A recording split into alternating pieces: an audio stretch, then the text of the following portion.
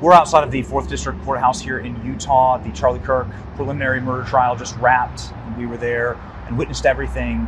And you have to hear this because it was devastating what we watched. And the judge ruled that you can't see the high definition quality video 4K of Tyler Robinson committing the murder of Charlie Kirk.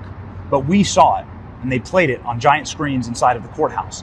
You can see clearly Tyler Robinson's face. You can see crystal clear the license plate number on his vehicle, his movements on the rooftop. You can time it up to when Charlie Kirk was murdered. And what you also couldn't see was what happened inside of the courthouse. Erica Kirk was sobbing in the arms of her mother-in-law. Charlie's mother, Mrs. Kirk. Feet away is Tyler Robinson, pale, sallow, bony, emaciated, staring at the floor the whole time. Twitching and looking straight ahead, refuses to watch the video, refused to make eye contact with the family. Emotional day. The judge played all 20 minutes of the high definition security footage, and the whole courthouse gasped when it was over. It was really tough to watch. The prosecution has a demonstrable, overwhelming case. They said that multiple times. The defense has nothing. They asked minutiae questions about DNA evidence, but the judge was just chewing them along as we get to this 4K video reveal that will eventually be made public. It's already a case that is overwhelming against Tyler Robinson, but once you see this video, you will cast out all of the demons that have been attacking the Kirk family. It has been one of the most grotesque demonic evils that have been visited upon innocent people has happened to this beautiful family. Once you see all of the evidence that we saw today, it's over. And that's what the lawyers said today. Please pray. Erica Kirk asked us to do this. Pray for a speedy trial. We have a right to a speedy trial here. It's in our Constitution. We don't have to wait years in order to get to a trial phase here. We want justice to be done. Justice has to be done in this case, and done immediately. So please pray for the Kirks. They've been through enough. Time for justice for the widow. And just a word to all the Christians out there. The Bible calls us in the Old Testament, the New Testament, to defend the widow, to defend the orphans, to provide for her and to stand up for her. And so be a Christian today, be upright. Please pray for justice in this case and a speedy trial. Thank you. God bless you. So I want to take a look at this because in this short, Benny Johnson used a lot of heavy psychological persuasion, psychological framing, and he did a lot of emotional engineering in this video, in this quick short. So the first thing that Benny Johnson did is he established his presence in the courtroom. So he said that we were there and witnessed everything. So right there, that sets him as an authority in what he's saying because he witnessed it firsthand with his own eyes. And what he does is he contrasts this to what the public was allowed to see. So it was setting the groundwork for the fact that he was able to see all the stuff that we were not able to see. And us being the public, we were very limited in what we were allowed to see. Like he was able to see something that we could have missed because he has this inside information. And so that sets up a psychological hierarchy where he knows everything. He knows all of the information that we don't know because he was able to see this stuff firsthand. Like he said, he witnessed everything. So he used a lot of highly charged language in this video. Some of it was, he said, devastating. He said Erica was sobbing in the arms of her mother-in-law, like sobbing in the arms of her mother-in-law. That he called Tyler Robinson, he said Tyler Robinson was pale, bony, emaciated. I mean, oh my goodness, talk about highly charged language right there. I'm like, whoa, like the way, the imagery that created in my head, like it was really awful. And then he said the courthouse gasped. That creates such a dramatic scene in your head. This overwhelming evidence. Oh my goodness. Like it makes you think like, whoa, what did we miss out on? Maybe we're wrong about everything that we're saying. Like it was very like cinematic. It's almost like he was describing a movie scene or something. It was so dramatic, highly emotionally charged. And what that does was it triggers our emotions. All of these words, devastating. She was just sobbing. Like Erica Kirk was just sobbing in the arms of her mother-in-law. That sounds so sad. It makes me immediately feel sorry for Erica Kirk. It makes me immediately have empathy for Erica. And so they want to trigger emotional responses from us. They not only want to trigger empathy for Erica Kirk, they also want to trigger outrage because we're going to get very defensive. We're going to be very defensive and we're going to defend these things because we're acting from an emotional place. These things have triggered us emotionally.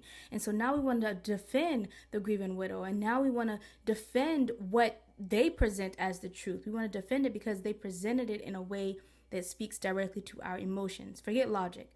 It's speaking directly to our emotions. Okay, so let's go back to how he was describing Tyler Robinson. This was actually really crazy. He literally gave Tyler Robinson like subhuman physical descriptors. Let's take a look at some of these. He said bony, emaciated, and he said Tyler Robinson was twitching. Doesn't that sound like a demon manifesting? Oh my goodness, this is crazy. And then he acted like Tyler Robinson had some sort of malice. He said Tyler Robinson refused to watch, that he just gave like this cold expression. He was like this cold human being, this cold, heartless human being who refused to watch. He said Tyler Robinson refused to watch. He refused to make eye contact. Tyler Robinson is this twitching, subhuman, demonic being.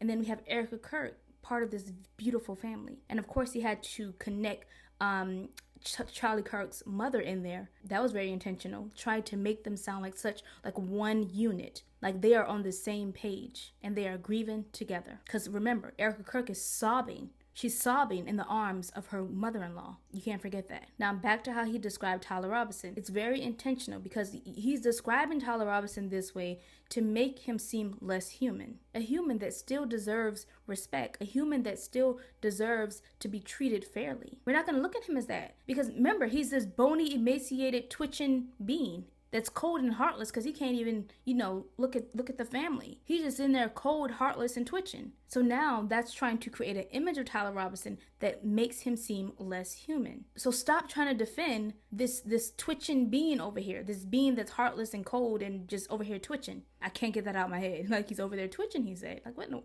oh gosh, I just can't. Language matters. And I just cannot get over his wife in the background. I think that was his wife in the background, and she cracked me up. Listen, she gave away his lies more than he did. Like she was just like in the background trying to keep it together. I mean, you can see she was trying to keep her composure, but she was also getting very aggravated. Like, please hurry this up. It was quite interesting to watch her in the background. Okay, so another thing that Benny Johnson did is he described the event as one of the most grotesque demonic evils. He also claimed that seeing the evidence will cast out all of the demons.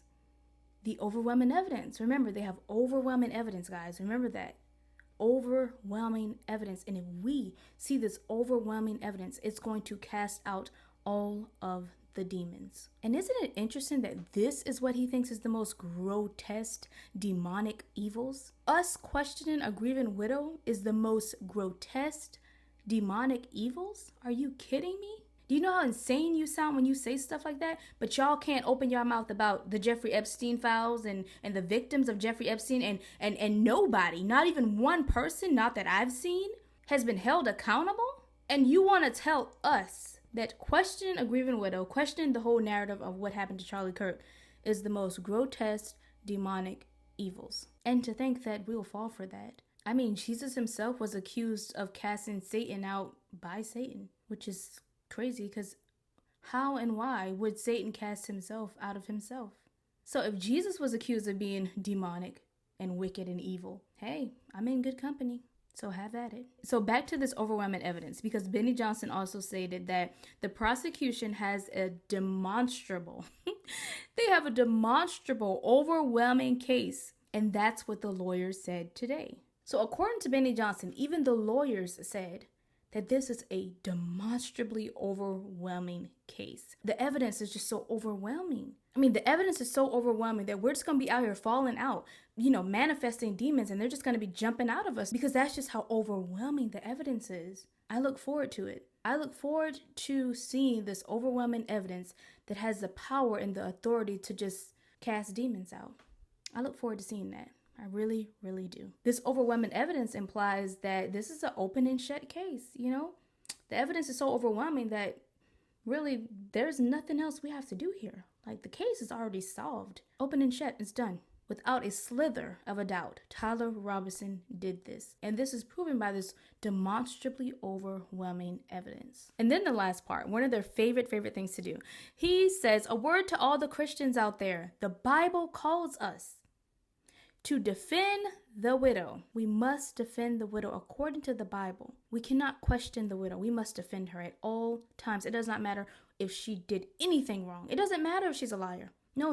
That doesn't matter. The Bible tells us to defend her, even if she's a liar, a pathological liar at that. Even if she's a pathological liar, we must defend her according to the Bible. I just want to know, which Bible is that?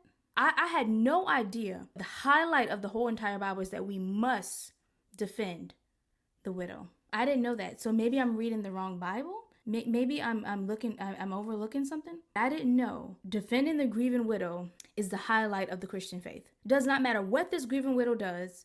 We must defend her. I did not know that, so maybe I missed something. Because the last I checked, the widow is still held to standards. She's not just allowed to be out here lying and not being held accountable for her many lies. That's just not how it works. And so there are plenty of widows in Satan's camp. I mean, and a lot of the widows in Satan's camp is the reason that they're widows now. It was their choice to become a widow by taking the life of their husband. And so are we supposed to defend them as well? Even though they committed a crime? Even though they committed murder? Even though they plotted and they schemed against their spouse? We're supposed to defend them instead of defending the victim? No.